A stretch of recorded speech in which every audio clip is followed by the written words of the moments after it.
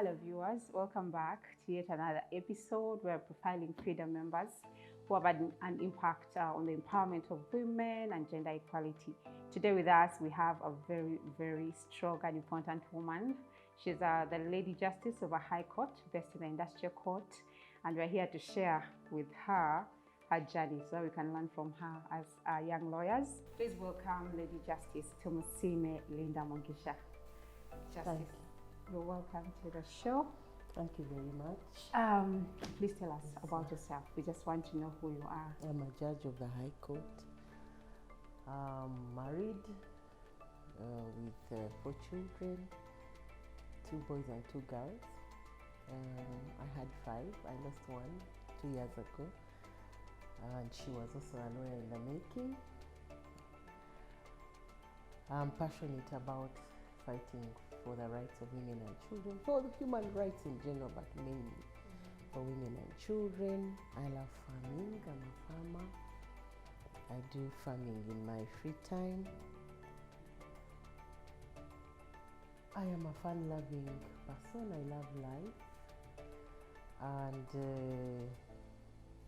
I am a person who would love to see all women stand up as independent, powerful, with power within, and be able to use their power to do better things and to better the world. Really, in brief, that's what I can say I am. That's amazing. We want women like you who want to see women grow. So it's amazing to have a Lady Justice who sees that. It's important. If I may ask, how old were you when you started working? Do you remember? I think I was about 23. Okay. And well, if you want to call my internship as work, I was about 23, but I started working around 24 years. And my first job actually was as a volunteer in FIDA, Uganda. That was the first real work I had. I had my first child soon after I left the Law Development Center. And of course, when I was pregnant, no one wanted to employ me because I was pregnant. When I had my little baby, no one wanted to hear about the fact that I still had to go home and breastfeed. And so after I had my first child, I did not work for about 3 months until I was called upon by Jackie Asimwe, who asked me whether I was interested in doing volunteer work. And I was really dying to work, so I took up the mantle on the 27th of July 1995. I started volunteering with FIDA. I was particularly passionate about children, so I volunteered across the departments, but later when a position was advertised, I was the first legal officer in charge of the children's desk in FIDA. So I can safely say that I started the children's desk because I was the first legal officer. I worked on the children's desk until 2000 when I left to join the Directorate for Ethics and Integrity as Deputy Director Legal Services, now in the public service. From there I rose through the ranks and became the director, and I worked for another 12 years with the Directorate for Ethics and Integrity. I was spearheading and coordinating the review of all laws in the fight against corruption. So I led the development of the Anti-Corruption Act, the Whistleblowers Protection Act, the Freedom of Information Act. I left when the Asset Recovery Act was almost in its final stages. And then I became judge of the High Court. For me, FIDA was an area that it was a home. It was my home. It was not just my home, but it was the place in which I grew professionally, in which I matured as a woman, and which made me what I am. I think most of the young lawyers who are associated with FIDA out there are really glad to hear your testimony, and to them they shouldn't give up. They should use the opportunity of having women around them that can really make them go further in life. So do you have any hidden talents and hobbies that we don't know about? Oh, what accidentally. So I love farming. Many people find it strange. I actually own a piggery. That's actually making some little money for me on the side.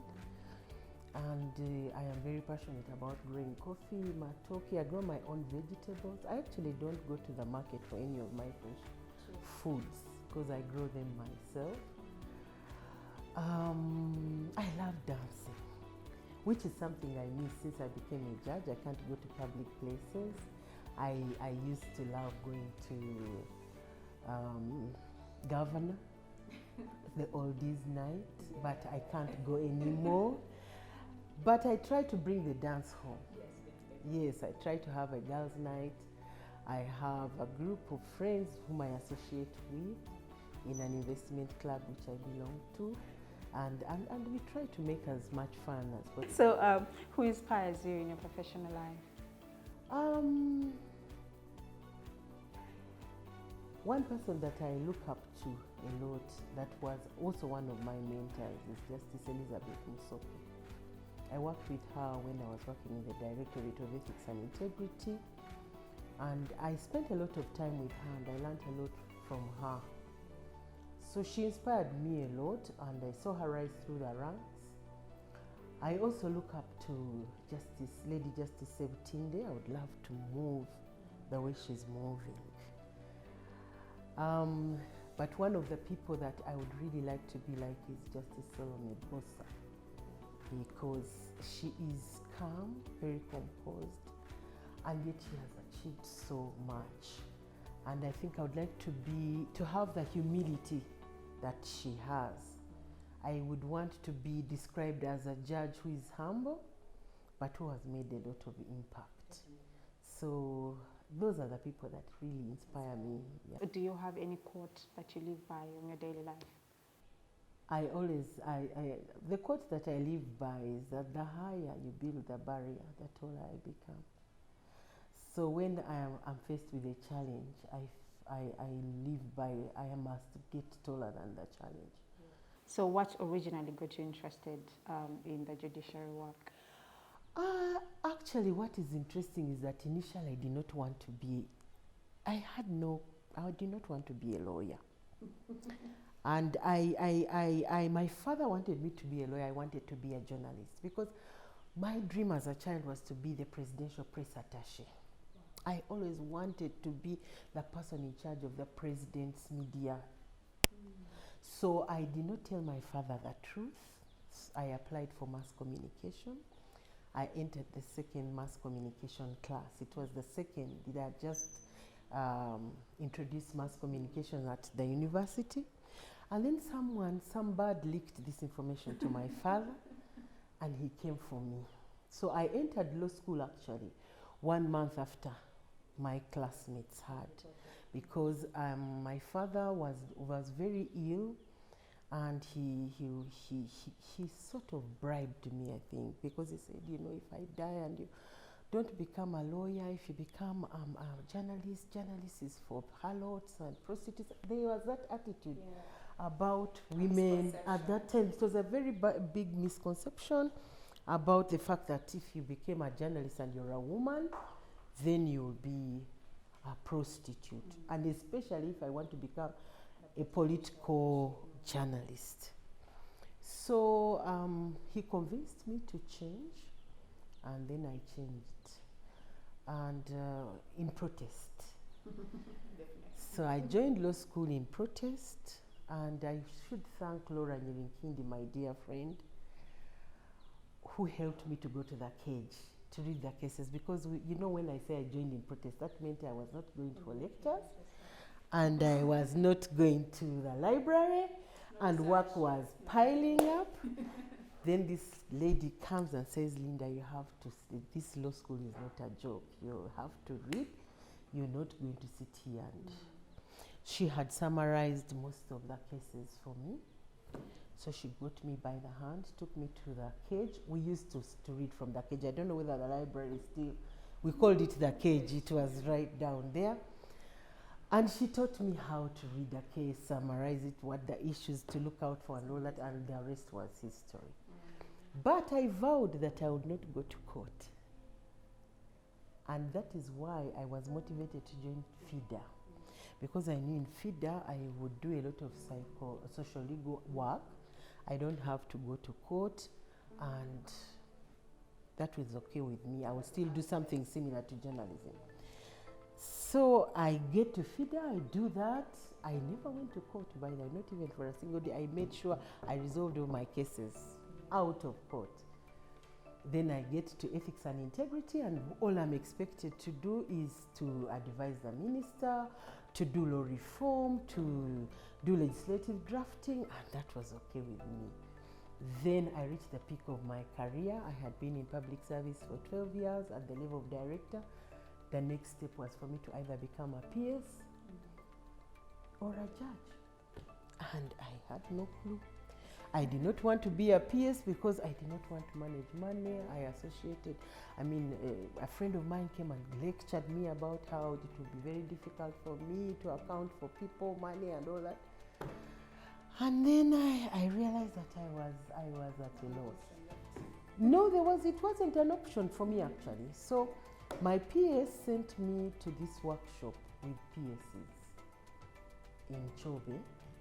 And all these PSs on the evening of the cocktail pounced on me and were wondering what I was still doing in public service, yet I could be at the bench. And I was not, well, I was like, no, I don't really think I should be at the bench. But so by then, the PS of the Judicial Service Commission reminded me that they were still waiting for applications. And I was like, okay, I'll think about it. And he's like, no, next week, Tuesday is the deadline. Could you please submit your papers? I was like, okay, I'll think about it. He said, there's no time to think about it. Just put your application in. So I went home, talked to my daughter, my late daughter, and she was very excited about it. So she's like, Mommy, get the forms, I'll help you to fill them. So I filled the forms. I didn't take them on Monday. The PS called me, said, I think I have seen all the applicants, but I didn't see your submission. Can you kindly submit? So that is how I ended up becoming a judge. So I filled the forms that day. I had to take 11 passport photographs. If you see my passport, the passport photograph they put in, I was sweating, but I took it, put them there, and guess what? I had to wait another several months before they invited me for the interviews. And for me, by then I had given up. I knew that maybe I hadn't qualified since I had never gone to court. They might have chosen those lawyers who have always also been to court and all that. But there I was shortlisted for judge of the industrial court. And I prepared myself. I did this interview. And 7 months down the road, I was invited.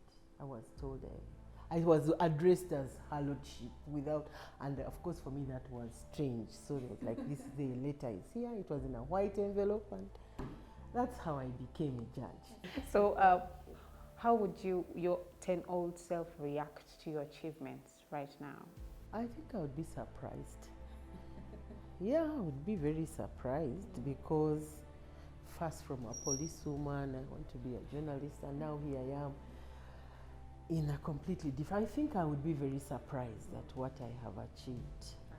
And yes, I would be very proud of myself because it's important for you to sometimes pat yourself on the back without necessarily being, what would I say, without being arrogant, yeah, with humility. So what's your biggest fear as Justice Linda? My biggest fear is to ever issue a judgment that is not well thought out, not well reasoned, and that is detrimental to whoever is receiving it. That's my only fear. As long as my conscience is clear and I have done my work and my due diligence as a judge, everything is okay. It's been an amazing learning session with you, and you're doing this for the 16 days of activism. Better still just to empower young women And in this activism season that we're in, we're talking about gender-based violence and sexual gender-based violence. So what message do you have out there to the young women and the women who are victims of this, or who want to do something to ensure that in the next future, we're not talking about gender-based violence as a thing, but a thing of the past? So what message do you have to the women and the young women out there? I think women should be more supportive of each other. Sometimes women are the worst enemies of fellow women. We should believe in each other. We should, young women should aspire to use the power within them. Because we have a lot of power as women, but of course we are being socially constructed to believe that we are the weaker sex, and yet we are actually the stronger sex. In terms of survival, I believe you look at the statistics, women have survived SGBV.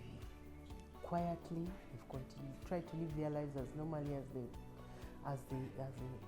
can. They've tried to hold, to keep society going, and that is very powerful. So I think women should realize that we are powerful, that we have great potential, that we can lead this world, that in future we should have a female leader that is not going to sit back, really, that we can take the front stage in many, many, many ways, as mothers, as leaders, in whatever space you're in.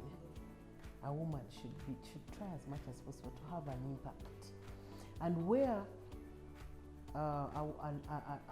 there is a woman that is taking the lead, we should help to crown this woman as fellow women and not bring her down.